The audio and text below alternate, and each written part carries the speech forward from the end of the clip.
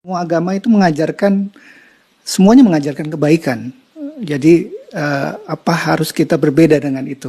Anda merasa benar sebagai Muslim, sedangkan yang lain juga mengajarkan kebaikan. Mungkin pemikirannya saja. Semua agama itu semuanya mengajarkan kebaikan. Jadi apa harus kita berbeda dengan itu? Mungkin kadang-kadang kita diajukan dengan pertanyaan itu. Anda merasa benar sebagai Muslim, sedangkan yang lain juga mengajarkan kebaikan. Gimana kita mensikapi? Baik, gini Mas, konsepsi agama itu kan bisa diuji dalam 3 aspek. Ya. Satu aspek ketuhanan, teologinya. Yang kedua aspek ibadah, tata cara dia ibadah. Yang ketiga muamalah, yang mengatur pedoman dalam berinteraksi secara sosial. Ya kan? Oke, boleh jadi di aspek yang ketiga, semua menunjuk kepada yang benar. Mengajarkan interaksi yang benar dengan sesama. Silahkan Anda cek ya. Pasti semua agama mengatakan harus jujur, nggak boleh mencuri, kan? Nggak boleh berzina dan sebagainya. Jadi kalau ada yang membolehkan berzina, menipu dan sebagainya, dipertanyakan konsepsi keagamaannya. Di aspek yang ketiga ini, secara hukum sosial, semua bisa sepakat. Tapi dikatakan agama harus memenuhi unsur 2 lagi. Konsepsi ibadahnya bagaimana? Di agama pasti ada ibadah, karena ibadah itu konsekuensi dari keadaan seorang hamba yang menuhankan sosok Tuhan. Pembuktian dari sifat menuhankan itu adalah ibadah. Harus menyembah Tuhannya. Bagaimana konsepsinya? Caranya bagaimana dia beribadah? Diatur tidak? Cara dia ibadah seperti apa? Ditunaikan kapan? Bagaimana teknisnya? Apa maknanya? Apa hikmahnya? Apa implementasi ibadah itu bagi kehidupan? Di titik ini pasti akan ada perbedaan. Saya sebagai Muslim, ya, dengan saudara-saudari kita sebangsa setanah air dan non-Muslim, konsepsi ibadahnya pasti beda. Ya, saya di Islam. Kenapa saya meyakini Islam misalnya? Karena konsepsi ibadah saya, ya, yang saya jalani dalam Islam, itu menurut saya yang paling sesuai, paling lengkap, paling akurat, paling rasional. Ya, dari sisi sholatnya misalnya, ibadah pokok itu kan sholat. Waktunya jelas diatur. Kapan saya mesti sholat? Panggilannya jelas. Kemudian bagaimana penampilan saya saat akan menunaikan sholat jelas. Apa yang harus saya lakukan sebelum sholat jelas. Sebelum sholat kamu wudhu dulu. Ada langsung firmannya dari Allah. Bukan rekayasa manusia. Bukan buatan Nabi Muhammad SAW. Kan? Langsung dari Tuhan. Nih Quran surah ke-5 ayat yang ke-6. Ini cara wudhunya begini. Diatur. Diterangkan oleh Rasul. Begini prakteknya.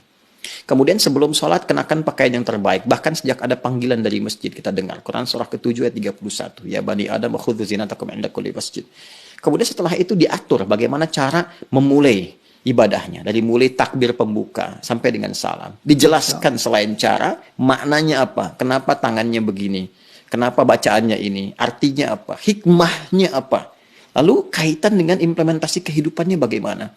Apa dampak sholat kepada kehidupan. Turun banyak ayat. Inna salata tanha anil fahsya'i wal munkar. Quran surah ke-29 ayat ke-45. Nanti sholat ada kaitan dengan ketenangan hati, sholat kunci kebahagiaan, kesuksesan, dan dibuktikan oleh jejak sejarah. Orang-orang dulu ketika dia sholatnya benar, terjadi itu semua. Nah ini yang menjadikan kita yakin sebagai Muslim memeluk Islam.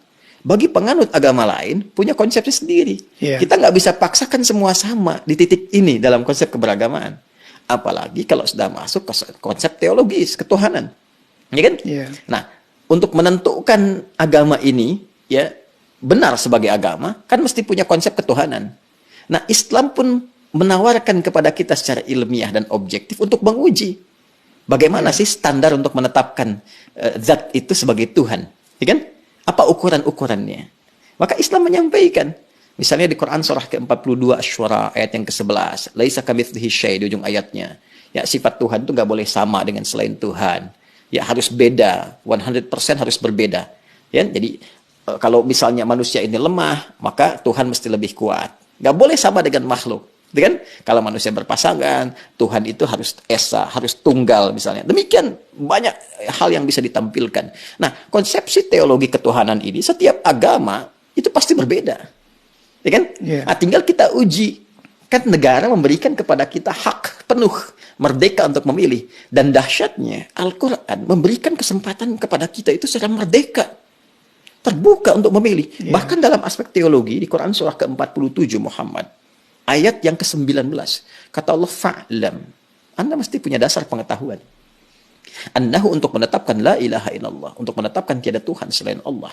Jadi untuk menetapkan konsep ilahiyat, teologis, ketuhanan, yang meyakinkan kepada kita, oh ini Tuhan saya Allah. Ya kalau ditanya kenapa Anda nggak pilih Tuhan yang lain, kata Allah, Anda jangan sekedar bersyahadat misalnya, mengatakan asyhadu alla ilaha illallah. Itu syarat pertama menjadi muslim, syahadat.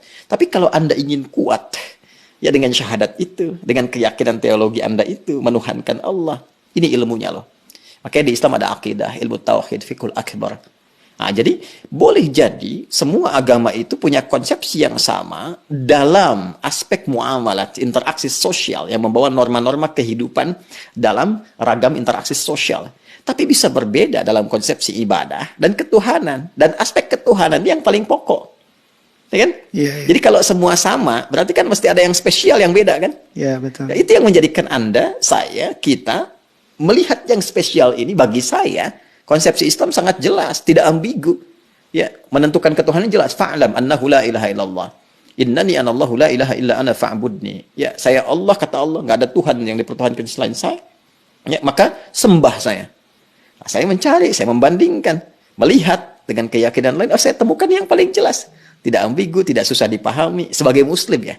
Ya, dan saat yang bersamaan ketika kita meyakini Allah pun sebagai Tuhan, memeluk Islam, beribadah dalam Islam, saat yang bersamaan tetap diminta oleh Al-Quran, la ikraha fid din, gak boleh paksa orang. Indah gak? Iya, indah sekali. Lakum dinukum waliyadin. Hormati keyakinan orang lain. Kamu meyakini Islam sebagai agama yang benar, ya, tapi hormati orang lain juga. Ya, jelaskan keislaman Anda itu lewat penampilan Anda, karakter Anda, perilaku Anda, sifat dan sikap Anda. Kalau ditanya, jelaskan, jawab, dan sebagainya. Masya Allah. Indah nggak? Indah, Pak. Ya, jadi di situ titik perbedaannya. Jadi nggak bisa kita katakan semua agama sama, karena konsepsi dasarnya itu berbeda. Iya, iya. Paham sekarang ya? Betul, betul. Nah, kalau paham berarti nggak ditanya lagi. Ya, mungkin kita luruskan, Ustaz. Jadi, Berarti ada yang bengkok. iya. Ya, yang diluruskan pernyataan saya atau ada masalah nih di luar. Yang berkembang sampai Anda angkat kaki gitu. Yang berkembang di masyarakat, Ustaz. Jadi, Muslim yang semakin berilmu, otomatis makin toleran terhadap masyarakat di sekitarnya. Mungkin bisa dibilang begitu, Ustaz. Iya. Ya, bisa disimpulkan demikian toleran dalam aspek-aspek yang perlu ditoleransi. Betul, betul, betul. Dan ini ekspresi toleransi itu pun sesuai dengan kebutuhannya. Jadi jangan berlebihan juga. Nggak bisa toleran itu misalnya, wah ini lebih berkembang lagi, ikut-ikutan beribadah sesuai dengan agama-agama orang lain. Ya, mungkin itu ya. Anda nggak bisa toleransi ikut ke tempat ibadah orang. Justru itu intoleran yang sangat tinggi. Paham nggak maksudnya? Paham, Ustaz. Paham. Apa coba? Ulang lagi nanti. Bukan. Intoleran yang sangat tinggi. Kenapa? Ya, Kenapa? Karena saat dia hadir di tempat orang itu, hati dia meyakini bahwa itu salah. Ya, ya. Tapi dia terpaksa hadir di situ untuk mewujudkan konsepsi yang salah.